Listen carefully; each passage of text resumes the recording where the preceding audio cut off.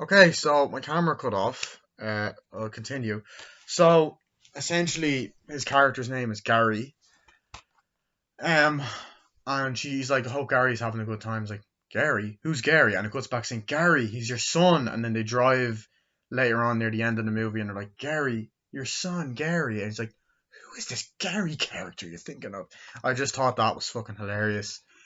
Um, oh for fuck's sake, hold on 1 second. Goddamn battery. Anyway,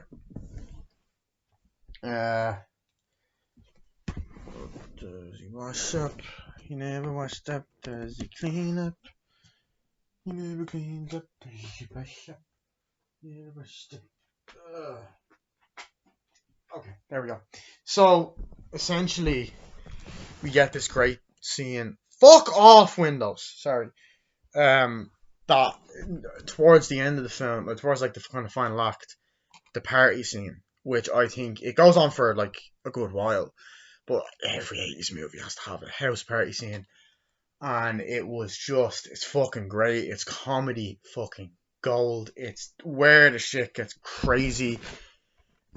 Essentially, um, everyone's at the party, like, whoa, who is this party? And the girls are that they like are there, and then the two of them are like upstairs, like, we finally always talked about going to a party, and now we're hiding in the bathroom, and they hide in the shower, and they're all just kind of talking, and there is that great scene where the girls are in the mall and they're like, should we dump him? That was really nasty and stuff.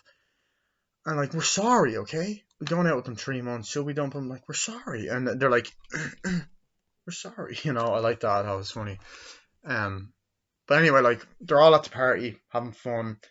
Um, the girls are talking, going in, doing their faces and stuff. And like, you just get this funny scene. We're like, oh, sorry, hey, ladies. And they open the doors, like, can we come in? And he's like, no. And then it's like, what are you doing here? Just chilling. And then you just hear Wyatt go, he's in here taking a shit. Just fucking thought that was gas. And they're like, oh my god, dude, they're here. And all that. And then they go into the shower, they're talking, like, can we just have some privacy? He's like, yeah.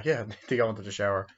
And then when they're talking, they look out and it's two fat girls, which I thought was funny. You have Robert Downey Jr.'s character trying to flirt with Kelly LeBrock. They're like, you notice them? Yeah, they're great. And then they're always saying that she's that Lisa girl is gorgeous. The English one, the British accent's gorgeous. And she says, if you ever have the chance, share with them. It's amazing. I love that. I thought that was really funny. Um, and pretty much the party goes crazy. They're just doing whatever they do. I love the scene where Robert Downey Jr. and the guy come up and they apologize, like, look, we're sorry, but we want to know how you created her, because they kind of cop on, like, yeah, sure. So they're like, why do we have bras on our heads? Like, well, we just do.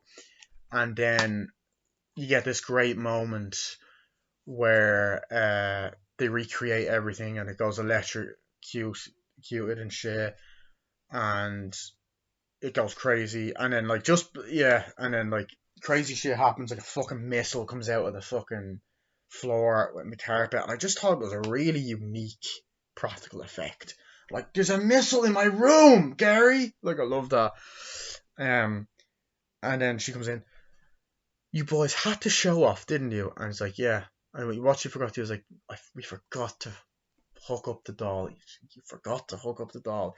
And then a bunch of these guys come in like Mad Max looking motherfuckers. Actually, one of them was in the Road Warrior, actually playing the same character, same type of character. He's also in the Lost World Jurassic Park, and I think he was in The Name of the Father as well.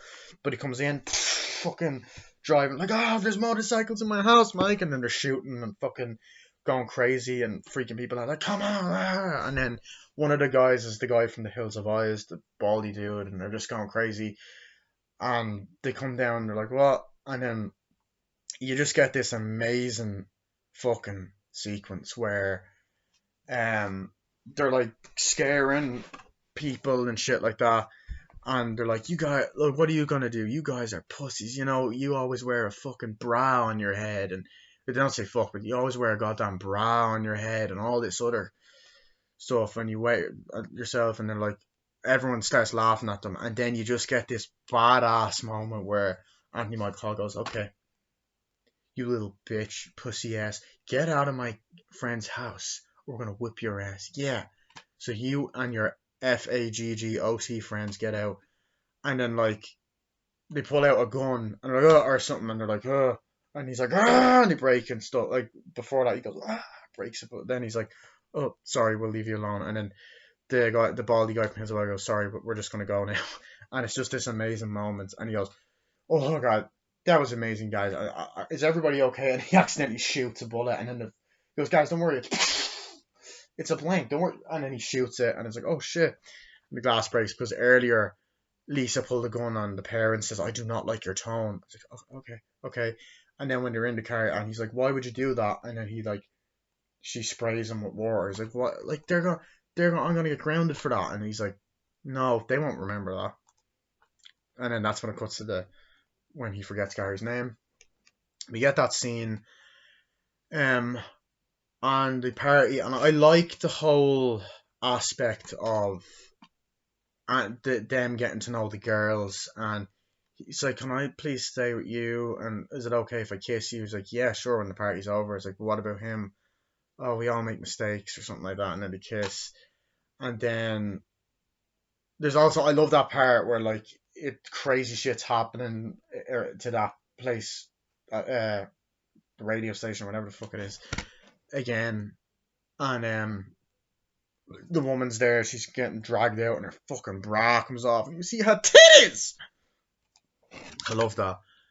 And then yeah, and then crazy shit happens, and it starts snowing, and then they end up sleeping in the same room, and then you get that scene where Bill Paxton comes in and goes, "Wake up, dickweed," or something, and it's like, "Hey, Chet," and he starts hitting both of them with a rifle and puts the gun, "I'll blow her nose off," and then does the same with him with Wyatt, and then that's when she eventually turns him into a pile of shit, and then you get that amazing scene where Anthony Michael Hall is driving really fast, and the cop kind of drives after him with the girl, and then you just get this nice heartwarming scene where Wyatt kisses the girl and says, "Hey," it's like, "I had a great time. I probably won't be out for like, I'll be probably grounded for a week, for a month or whatever." She's like, "I'll wait for you." He's like, "Thank you." And he goes, "Hey, I love you." And the water sprinklers go off. And then I love this scene as well where Anthony Michael Hall says, "Look, I'm not rich. This isn't my car. I'm not famous." He's like,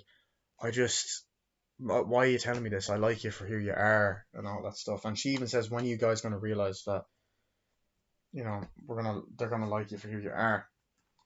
And then they say, "Look, Lisa, we got to tell you something." And like, she's like, "Oh, you guys have found girlfriends." Like, "So you're not hurt?" Like, "Yeah, I'm hurt, but that's all I want for you." And it's actually just a sweet movie. Like, I like how she's not just a sex symbol, yet like she's really hot in it. But it's a really sweet, uplifting John Hughes type ending. Yeah, realistically, in real life, I don't think a girl would fall for you that quickly. And I think saying "I love you" that quickly would turn most people off. But there's little new things like that, nitpicks that you can just get past. Like, I love the use of practical effects, the creativity, the humor. I think is really, really funny, and just overall, this movie is a fucking classic. It's a classic. The print of the Blu-ray is great. Cinematography is great. Its writing is great. Uh, it's edited really great, and the soundtrack is great. And it's a unique idea. It's a Frankenstein kind of story recreated. Um, it's just a fun movie, and it has 80s charm, and that's all you really need. So that was my movie review of Weird Science. Front, spine, back, and the inside. See you guys later. Bye.